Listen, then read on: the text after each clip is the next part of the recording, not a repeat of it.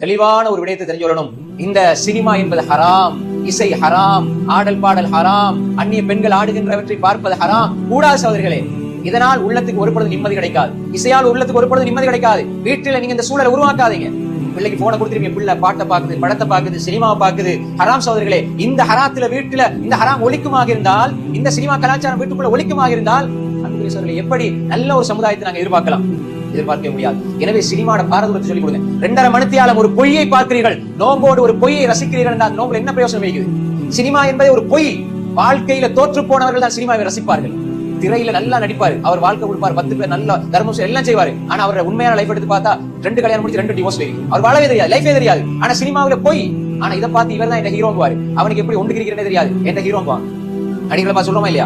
ஏதோ திரையில ஆடுறாங்கிறதுனால அவன் இந்த ஹீரோ. என்ன இருக்கிறது? அவனுக்கு எப்படி குளிக்கிறது தெரியாது. உன்னிடம் இருக்கிற உது என்ற சுத்தம் அவனிடம் இல்லை என்றால், உன்னிடம் இருக்கிற தொழுகை என்ற அந்த இபாதத் அவனிடம் இல்லை என்றால், யார் கண்ணியத்துக்குரியவன்? வலில்லாஹில் இஸ்ஸா, அல்லாஹ்வுக்கு கண்ணியம், ரசூலுக்கு கண்ணியம், மூமினுக்கு தான் கண்ணியம்.